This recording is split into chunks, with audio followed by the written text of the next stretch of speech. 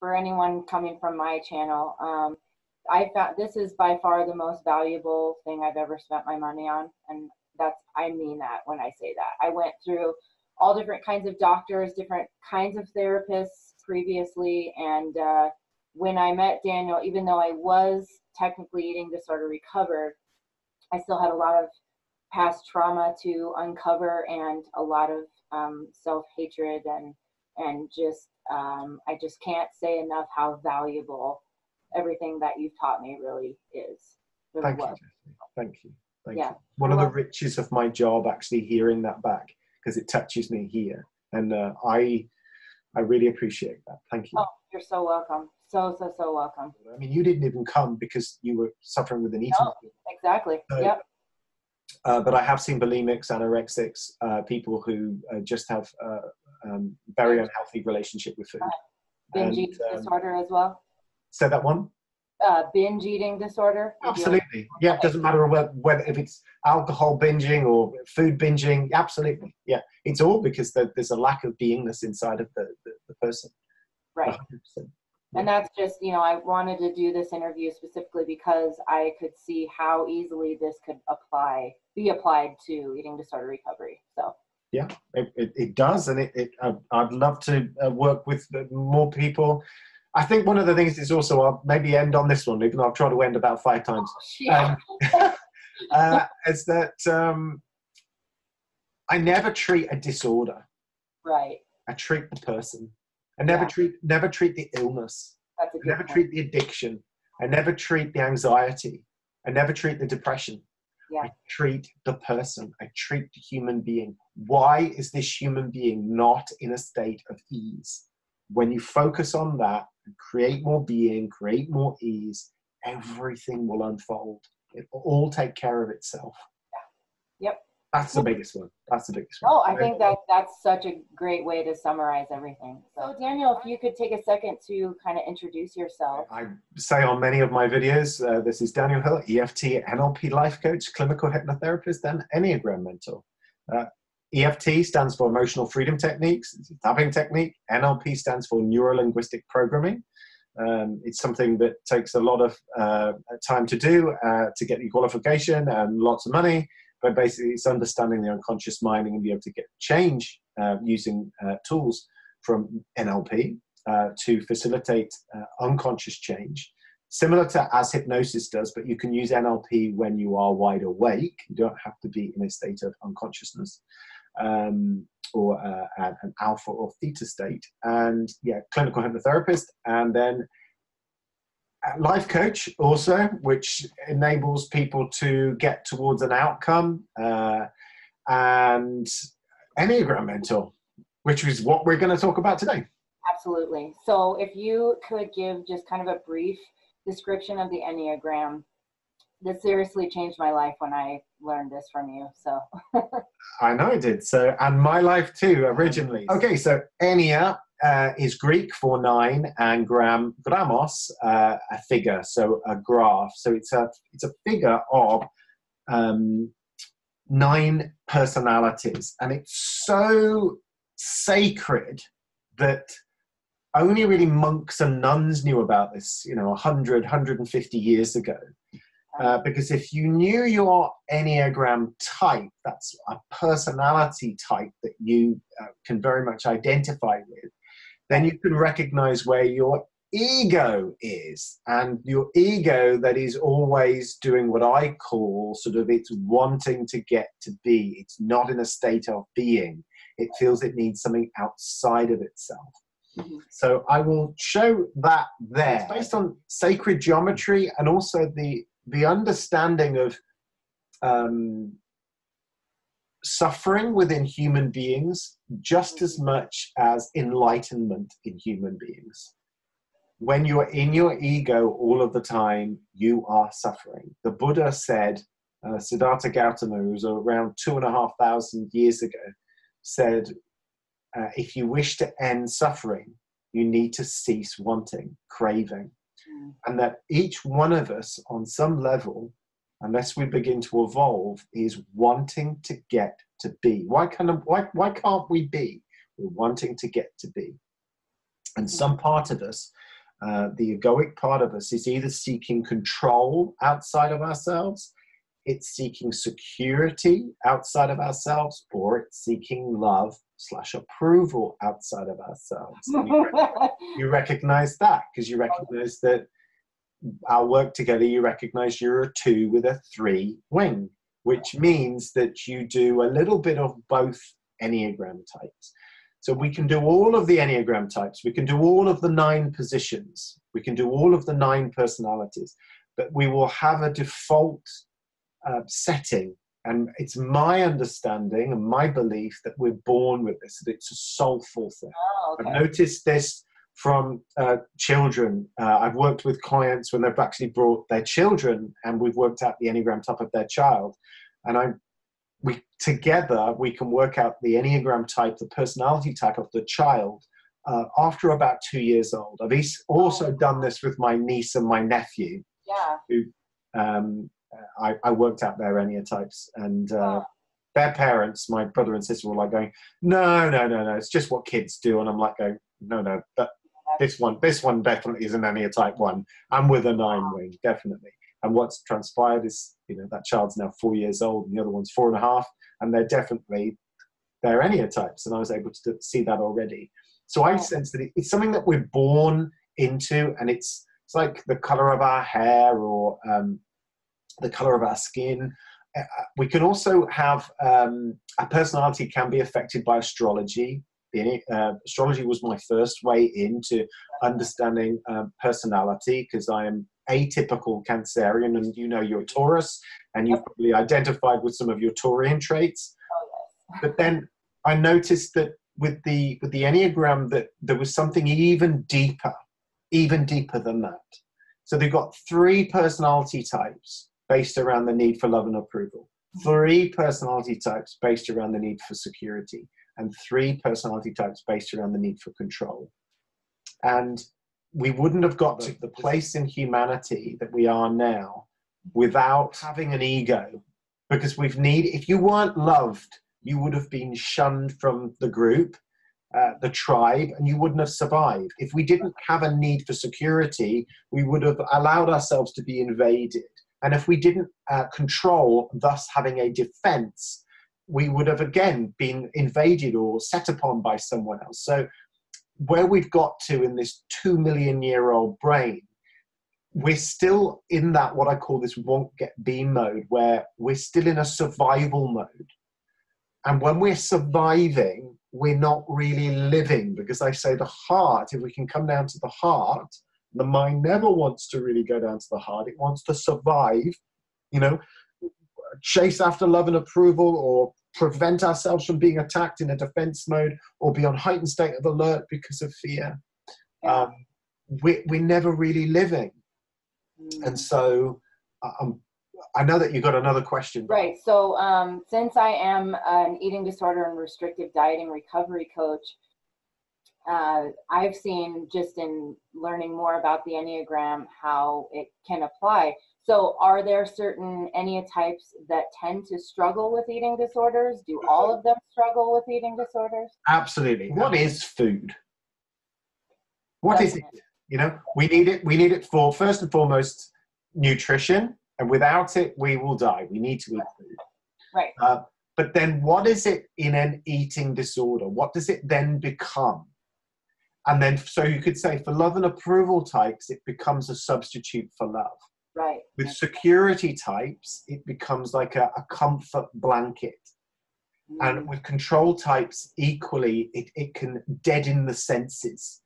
When you eat or overeat after nutrition, we can then end up attempting to create some being. I want, because when I get, then I can be. And basically, that model doesn't work, because whatever you manifest, the mind goes, it's never enough. We have to want more. And in the terms of eating disorders, we're looking at, we're either going to starve ourselves, we're going to overeat, or we're going to fill ourselves up and then stick our fingers down the throat or whatever and throw up in terms of bulimia, which is a way of controlling. So Every single personality type can abuse food or use it. If we don't like the word abuse, we're using it in a tranquilizing way in order to create being. And as you know, it doesn't work. No, it really doesn't. It's, you know, I think about, so I'm a type 2, and since it's a love and approval type, I also, with my strong 3 wings, since I went more toward anorexia and extreme exercise, thinking that having the perfect body and the perfect image would give me that love and approval that I was looking for. So that makes so much sense.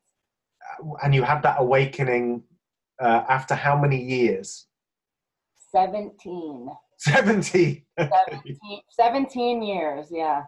Yeah, and sometimes pain is a great teacher. Sometimes we have to go through those experiences and go, you know what, that doesn't work anymore. And it's what I say, won't get B doesn't work. That is a won't get B. And it just does not work. So what does work? And what works is creating being now. Right. When you create being now, whether that's at an unconscious level, and we work using unconscious tools on the unconscious mind at an unconscious level, or we're doing practices that help us to get out of what I call the won't get be mind. Because I used to abuse food. I was told I would become diabetic. Really? In my early 20s, oh yeah, I was eating like 5 chocolate bars a day and like spoonfuls of sugar. That was my way of tranquilizing myself. I was a complete chocoholic and sugar addict. And I was told by an acupuncturist not to put another grain of sugar past my lips or I would become diabetic. It frightened the life out of me, and it allowed my pancreas to recover. And but what I wasn't doing was I just abused foods in a different way. I went to carbs and I went to diabetic chocolate instead. So I wasn't addressing the issues. Why was I tranquilizing so much? And it was only through digesting, literally, that's a good word to use for this channel, really, digesting my past, the experiences of my childhood and growing up, and being able to come to a sense of more of a sense of peace with who I was, what I was meant to be doing in life. I never really knew until I started this 13 and a half years ago. Until the age of about 31 and a half or so, I was like, I don't know what to do with my life. Right. And eventually this found me rather than I found it. You know, even the Enneagram, I just became obsessed by it because I couldn't let it go. I mean, it was, if I was just doing hypnosis or NLP or life coaching or EFT, it wasn't deep enough. I had to go deeper. And the Enneagram was there because it is profoundly spiritual, but it's equally profoundly psychological. And you can throw spirituality out the window and it still exists. It will still be there. And you are still, just from a psychological perspective, still wanting to get to be, or you're in a state of being. Agreed. And so the reason they say spiritual is because what you start to do is you start to surrender this intelligence, thinking that this is the boss of the universe, God, the managing director, you know, that, oh, I cannot trust the intelligence of life, the world. I have to only go by this intelligence. Once you transition and can make even a partial surrender, you're going to have more ease inside of you. I say with the Enneagram, it's like life is like a car, okay? And if we were to just be, the car will still go forward naturally in its own way. But the love and approval Enneatypes are obsessed with the throttle. It's not going fast enough. It has to be going nearer or faster. And I know where I want to get to. It's there. And and I've got to get there faster, sooner, da, da, da. And so the tendency is to put your foot on the throttle to get there sooner, because it's not getting quick enough. Yeah. Security types are obsessed with the brake. They're completely the other direction. So it's like life's taking them one way and they're like, no, too much, a handbrake and foot brake, and don't want to be doing it. Control types are preoccupied with the steering wheel. It's not going the direction I want it to go. Take direction of the steering wheel. Now, can we all be obsessed with doing a little bit of all of it? Yes, but we will all have a neurosis that will appeal more than another one. So if you're listening to this and going, oh, I don't know, what is he talking about? I don't know. Think about your life. What the suffering that you create for yourself. Is it because you're controlling? You're taking control of the steering wheel all the time? Is it that you're backing away from life all of the time because you find life overwhelming or frightening, or it's not what you want something else, you break and you try and go something else? That would be like an Enneagram type 7. Or is it that, whatever you're getting from life, it's just not enough and it doesn't fulfill you enough, and you feel like, you've got to make it go faster. And because, so you're either very driven as a 3, or you're making yourself overly accommodating as a 2, or that you're an Enneagram type 4 and you're going, I'm the star of the show. I am the star of the show. I need to be significant. I need to be special. I need to be seen as this. And you're driven in that direction. So now you could be, without complicating matters too much, an Enneagram type 4 and with a 5 wing. So an example of that, right away, things popped in my head was Michael Jackson, and very controversial subject. But Michael Jackson was a Virgo, so he was quite perfectionistic. Virgo is known for that.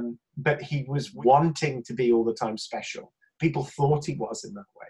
But he also had a 5 wing, which was needing to be, not to be overwhelmed. So 1 foot on the gas and 1 foot on the brake. Well, that's an interesting one, isn't it? It's like a 4-5 or a 5 with a 4 wing equally. It's like a foot on the brake and a foot on the gas. So it's like you're sending mixed signals to the universe in a way. And what we have to do, as I said in another video, we have to let go and let life. Or in religious terms, you'd say let go and let God. I prefer let go and let life. And let go, so you let go and let life. You let the car of life take you in the direction that life wishes to take you. Right. In a religious sense, that's where God would wish to take you. It's that the experiences that we're going through are there for the expansion of our consciousness, and we learn through adversity. So even though we don't want to have bad things happen to us, it's only through adversity that we actually grow. If you're born with a silver spoon in your mouth and it's all great, you never have challenge, you ain't going to grow, because you haven't had enough adversity. And as a PT, physical trainer, right, you've got to, in order to build muscle, you've got to go through adversity. And with the Enneagram, it's looking at psychological muscle and spiritual muscle. Agreed. So that you're surrendering to something bigger than yourself. When you start to do that, and when I'm working with clients with eating disorders or whatever they're coming with, some people come when they've got illnesses or anxiety, and they don't even think that their eating disorder is a problem. I've got a testimonial from a girl who was actually a 4 with a 5 wing, same as Michael Jackson, and Scorpio, so it's sensitive type on astrology, and she came for IVF. She wished to fall pregnant in her, I think she was 40 or 41 when she fell pregnant for the first time. Oh wow! She never told me that she had bulimia. So we worked over 10 sessions at healing the bulimia, because it was actually that was actually one of the things that was stopping her from getting pregnant, because unconsciously she would feel a bad mother having bulimia and lots of issues from the past. When we made more peace on the past and she got more control in her life, partly through the EFT and the NLP and the hypnosis that we did, but also through understanding her Enneagram type and integrating it. Right. Because I should say that yes, it is important to find your Enneagram type. Well, I'm going to say it's important. You don't have to. I mean, Eckhart Tolle is an Enneagram type 5 with a 6 wing, and he's evolved without understanding it. But if we're going to use the Enneagram, let me frame it that way. So find your type, number one, deeply then commit to understanding your type, understand your neurosis. And the third thing is dedicating your life to overcoming that neurosis. And so you're thus making a commitment to become more highly evolved. As you become more healthy and highly evolved within your type, what happens is that you become healthy all in every aspect of your life. Right. And so it's not about recovery from an eating disorder. It's about becoming a healthy and highly evolved person. If you find a healthy and highly evolved person, you will most likely find that they won't have an eating disorder going on. It's only that's attributed to somebody who is doing a lot of wanting to get to be. When you learn to surrender more and you make peace on the past and even the future, and you're able to live more presently, that healthy state of mind leads you to have more of a healthy state in body. Completely. And a healthy attitude towards eating. Yeah. And that's, you know, for people that are already in recovery right now, you can go through all the steps and you can go through a recovery style of eating and starting to become more intuitive and listening to your body. But a lot of times what I see is people stay stuck in this kind of quasi recovery because they don't understand where that eating disorder is coming from in the first place. Right. It just makes so much sense how not only learning your Enneatype, which Daniel will help you guys, he figured mine out on the first session. He's that intuitive. And then, like you said, just really understanding yours can kind of help you go, oh, wow, I am seeking security. No wonder I can't get past this aspect, or I am still trying to control everything in my life. So, well said. When you were talking then, what came to mind was Amy Winehouse. Amy Winehouse was an Enneatype 4. So that's needing to be special, needing to find some deep meaning in life. And she was bulimic. I've read about her, and she would record a number of her tracks. And even when she was in the studio, like one guy who was a studio hand or something, he went down to the bathroom where she was and found that, you know, she puked up all over the place. She'd eat a massive meal, like, you know, eat a burger and chips and, you know, have a Pepsi or cola or something like that, and eat an ice cream and have it or whatever. And she'd eat, and they were like, how the hell can this woman who's like waif-like thin eat such a massive meal?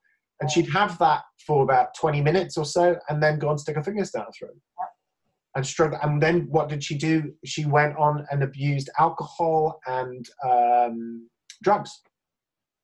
So, you know, and she died at the age of 27. So that's somebody that was deeply unhappy with her lot in life. Agreed. And fours tend to feel that they're the tragic victim. And her music was like that, you know, that longing. Right. If you're in an unhealthy place, you can see how someone would abuse food or not use food just for nutrition. Right. And how if you don't get to the bottom of this, even if you, let's say, recovered from an eating disorder, it could easily turn into another addiction. Absolutely. Yeah, you're still trying to find something to give you that love and approval, security, or control. Yeah, it's weird, isn't it? I mean, because Jesse and I talked about this before, and it was like, how are we going to do this? And I said, like, I could talk for 3 or 4, 5 hours about this, you know, and I've left her voicemails, and like they were about 15 minutes long. You guys know I talk a lot too, so.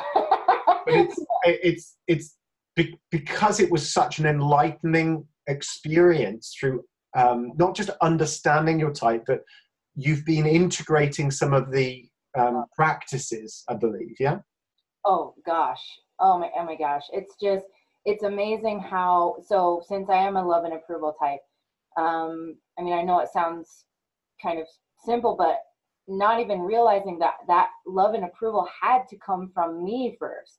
And that's why I talk so much about daily affirmations and that it doesn't matter how many people in the world could tell you how amazing or how loved you are. If you don't actually believe any of that and you don't love yourself, you won't believe anything they say, and it's never going to sink in. So for me, realizing that even though I was recovered, I still was feeling so anxious and so worried about what everybody was thinking about me and the way I look and and everything. So applying everything I've learned that you've taught me, I have so much more love for myself, and some more being.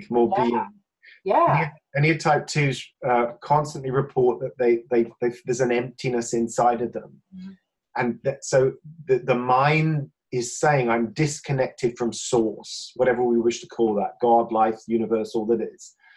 And so I need to find love somehow. I need to move towards it. So let's press the throttle and move towards love. Let's move towards it. And I need to make myself indispensable, because then if I'm indispensable, then no one's going to reject me, and I'll be loved, and I'll get my needs met. Oh, great. But the reality is that whoever you manifest in life, if you're an Enneagram type 2, and they're in a needy place, and you're not unconditionally loving towards them and giving them, and you're giving to get, that is an agenda, and that is won't get beat. Yep. So the only way I can explain that to people is like, because some people, and I'm working with 2s, or even a 3 who has a 2 wing, or even a 4 that might go to 2. Okay. Or an Enneagram type 1 that has a 2 wing. It's or an Enneagram type 8 that goes to 2. Oh, right. What is unconditional love? The only way I can understand that on a really deep level is I use the homeless person metaphor. Okay. So I gave some money to a homeless person in the last week when I was at the German market in the middle of Birmingham in England. And I shook this guy's hand, and I asked him about his dog, and I gave him some money, and I shook his hand, and I walked away. I was with my girlfriend, and we talked about it very briefly. And I'm not going to go back next week and go, what have you done for me? I gave my time, I gave him some money, and I gave him something. And why did I do that? Because it feels unconditionally loving. If you can do that in life, you can sense that I wasn't doing that to get anything from it. I was being a vessel for love.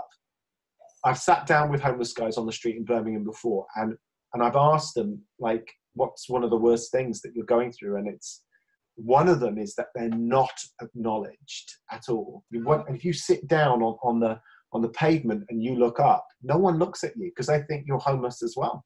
It's like, no one's looking at me. I'm looking up at them. No one's looking at me at all. And sometimes just to give them that humanity, what can I do for you today that I can help you? Some of them, they don't even want the money. They just wish to be seen as a human being.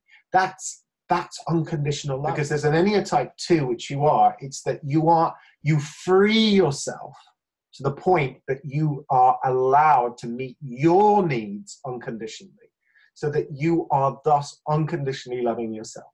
Right. You're right. free to love yourself unconditionally. And how hard has that been for you throughout your life? Oh, extremely difficult, because I relied so much on that coming from external sources. And I'll say that from implementing this, it's made weight easily shed from my body, because I don't feel that as much need to get that approval from other people. Right. So the way I see it is my body's kind of going, oh, you love yourself, so I don't need to protect you anymore. Right. And I know that that's one of the biggest struggles for a lot of people with eating disorder recovery, because I'm not going to go into it in too much detail, but when you go through recovery, not everyone, but a lot of people have to go through this period of gaining weight in order to recover your metabolism. Yeah. And so one of the things that holds people back a lot from recovering is worrying that other people think that they're fat. Yes. So it's always just noticing what is a won't get be here. Right. So that in itself is still a won't get be. It is. You can get rid of lots and lots of things, and it's like, I mean, I have won't get be inside of me. I'm a little nervous doing this now. I talk a little bit too fast. I'm definitely a more healthy 6 than I've ever been, but I'm not the most liberated healthy 6 that's ever existed. I continue to work on myself. But the more that you become healthy within your mind, and you become healthy within your Enneagram type, within your ego, and you have less want, get, be there, and more being, There's a paradox in itself that the more being you create, the more you will actually get from the universe. That's the paradox. So we could say, oh, so I just have to be. Oh, so I just have, so I, oh, I don't know if I could just be, how can I just be? The paradox is the more you be, the more love you will actually manifest from your life. The more you be, the more secure you will feel. And the more you be, the more control you'll actually have. It doesn't sound, the ego mind kind of goes, what's he just said then? It took me years to understand this, but it's a paradox. If everyone who's watching this can say, right, I get that theory, that I want, because when I get, then I can be. It doesn't work. Because whenever I've got anything in life, that sense of being lasted for, what, 10 seconds, 10 minutes, 10 days? Never usually 10 days. How long? The new car, the new boyfriend, the new girlfriend, the new whatever it is. Or even in this case, like, okay, so fine, you hit the perfect number on the scale. That's good example. Or for people in America, so it's the coveted 120 pounds. That could be perfect for somebody, but to expect that, and then let's say even if you get there through all the things you do, you're only going to go, oh yes, I'm 120 pounds. Now I'm what? living in this state of enlightenment every day. But you're going to notice 120 pounds. Exactly. You're going to notice other things now that you don't like. And also perhaps be obsessed about keeping at 120 pounds. So you've got it. Your brain goes, I should be in a state of being. Yes. I should be walking around and like almost floating around like on a cloud. I'm 120 pounds. But what happens? No, it's like having the sports car. I want the sports car. When I get the sports car, then I can't park it in the car park. What if someone scratches it? What if that happens? I can't leave it on the street at night. So it's that whatever you've manifested, the mind still then goes, no, but I want, and I can, so I can get, then I can be. It wants something else. Yep. Or it can be so obsessed about remaining at 120 pounds, if we use that as an example, and I'm 121 pounds. Well, I've denied myself. And then again, or you consistently reach 120 pounds, but it's so exhausting. Yes. Because the calorie counting, the working at the gym, and what are you doing all of the time? The paradox is the more being you will create in your life, my understanding, and you're more of the expert on this, but I think that you come more to the place of a healthy, natural weight of where you're designed to be. Yep, definitely. That's exactly what recovery is about.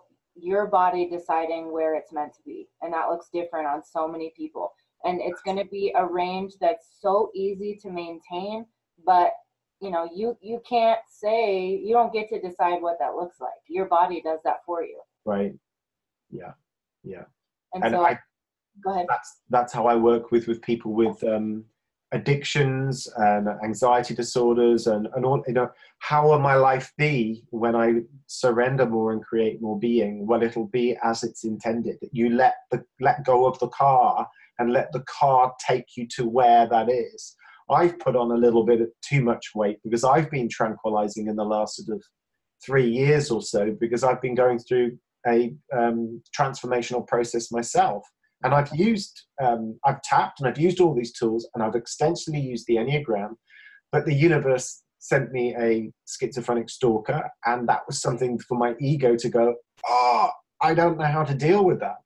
And it was a big challenge for me, and my eating is much, much better because I've come more to a sense of peace about that. The fact that this person might always be obsessed about me, but that doesn't mean that I'm a security type, so it doesn't mean that I have to be on this heightened state of alert all the time. It's the fact that it's part of being in the public eye. It's part of accepting that some people will become obsessed with you, and we know that from, Taylor Swift, and she's had a stalker, and Lily Allen in this country, and it's something that the more being that you can create, the better your life will be. And this is the other thing I'll add, that's the challenge that you're going through is actually something that I call a gift, opportunity, and teaching for the expansion of your consciousness. So that even though we don't want these challenges that come our way, that we may be tranquilizing ourselves, for, whether that's the past or the present or something that we fear about the future, it's actually there to make us stronger. It's along the premise of what doesn't kill you makes you stronger. So this latest challenge that I've had has actually, even though I didn't want it, it's actually made me so much stronger that it's enabled me to get up to another level that I wouldn't have gone to if I hadn't have had the adversity. So actually the paradox is that the things that we don't want in life can actually help you to become stronger. Completely. And by putting the brake on or the throttle or the steering wheel away from those experiences, we take ourselves away from these expansion experiences that help us to grow. Right. There's an Enneagram author, he's sadly passed away now. His name was Don Richard Riso. And his simple mantra was with the Enneagram that, or is it a mantra or a saying literally? He said, there's nothing to fear, there's nothing to defend, and there's nothing to promote. It might be in a slightly different order to that, like there's nothing to promote, nothing to fear, nothing to defend. But it means that the won't get be inside of our mind doesn't exist. It's a big lie based on the need for survival. Yeah. And if you can learn to live and be more, your relationship, not just with food, but with people, yourself, your business, your work, whatever it is, will all begin to improve. I completely agree. That's everything that I've noticed from your coaching in my life. I know this is going to help so many people to see a completely different aspect of recovery. So I think so. And that excites me because there won't be too many videos about there using the Enneagram and diet. I picked up an Enneatype 7 about a year ago who just Googled it and it came up with one of my videos. I think it might have been the bulimic client actually that I've done a video recovery testimonial with.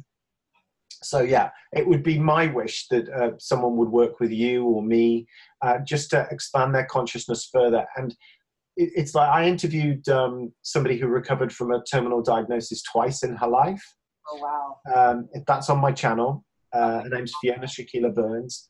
Okay. And so that's about her outcome was health. And so if you're looking at an eating disorder, it's similar. It's like, what's your outcome? Well, it's health. It's a healthy relationship with food. Right.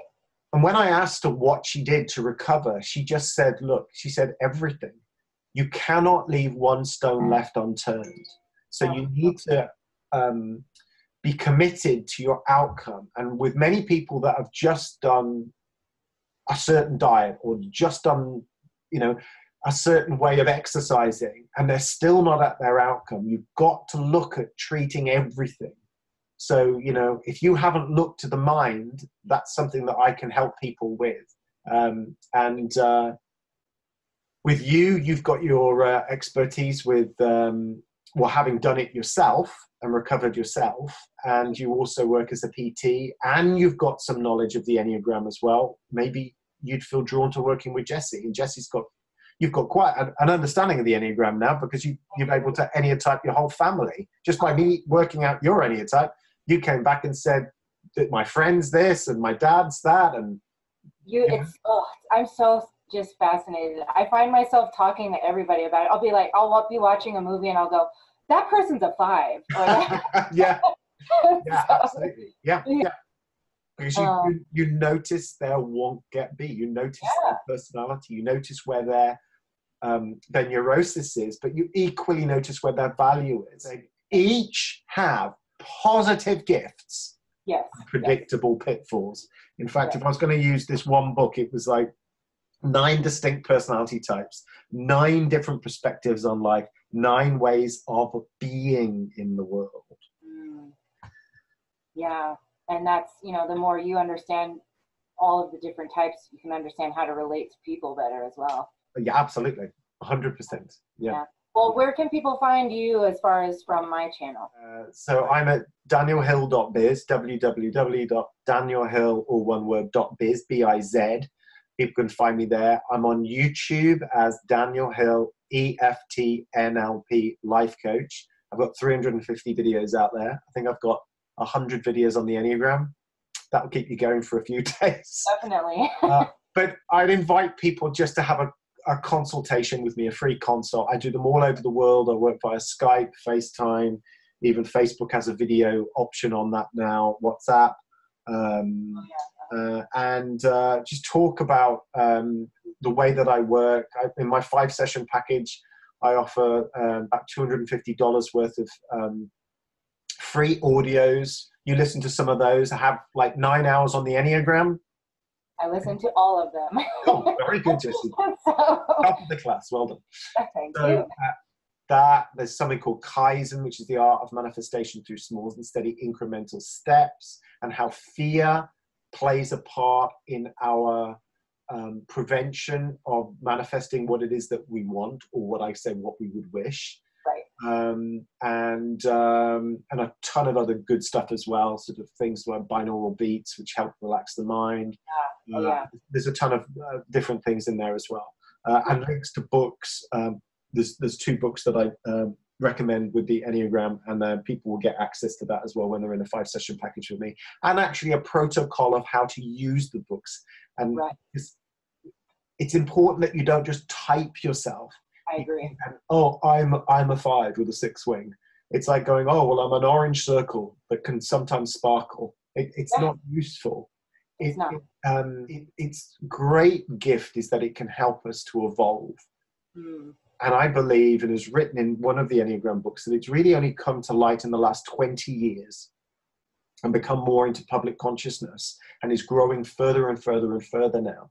That it's there so human beings can, on planet Earth, can begin to come out of their ego more, because we can find what our ego is, and thus humanity, which has, we've got an extra Germany on planet Earth every year. There's an extra 80 million people increase all of the time. So that means in another 10 years, 11 years, there's going to be another billion people on planet Earth.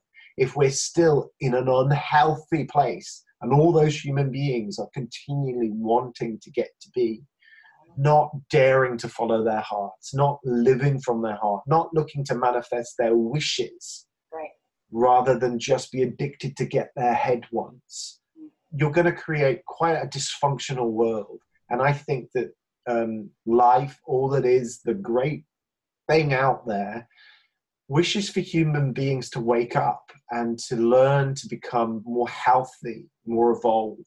Even if we do that by only a few %, you could lessen the amount of money that goes into military. The global budget in military is like trillions of dollars.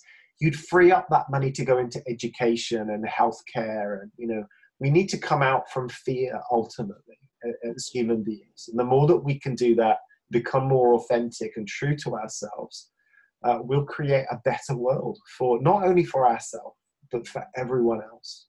Agreed. By creating more being now. Well said. So beautifully said. Well, I just, for anyone coming from my channel, I found this is by far the most valuable thing I've ever spent my money on. And I mean that when I say that. I went through all different kinds of doctors, different kinds of therapists previously. And when I met Daniel, even though I was technically eating disorder recovered, I still had a lot of past trauma to uncover, and a lot of self-hatred, and just I just can't say enough how valuable everything that you've taught me really is. Really Thank you, Jessie. Thank you. Thank you. One of the riches of my job, actually hearing that back, because it touches me here, and I really appreciate that. Thank you. Oh, you're so welcome. So welcome. Yeah, just thank you so much again for coming on and answering these questions. I have zero doubt that this is going to resonate with so many people. And please go check out Daniel's YouTube channel and sign up for that free consultation, because it's going to change your life. Thank you. Wonderful. Thank you. You're most welcome, and maybe we'll do this again. And if people, I'd say if people wish to write comments underneath, then they can do that either on my channel, on my page, or underneath the video. Maybe I'll keep a track of that. Maybe I can come back to that. So I'm happy to answer those, and you can always relay that to me and say, look, I'm getting a ton of comments here, and like I don't know how to answer the questions. So maybe you can. So I'm happy to do that. Sounds great. Yeah. Okay. And maybe we'll do another one in the future. Maybe we'll do a topic, or maybe we'll find something, because you can use the Enneagram with absolutely everything, and it will better your life on all levels. So eating disorders, but I work generally with everything. I have clients that, I work on relationship breakup issues, and the next thing I'll be working with anxiety, and then you may get a client who's recovering from an eating disorder. But I have seen bulimics, anorexics, people who just have very unhealthy relationship with food. Binge eating disorder as well. Say that one.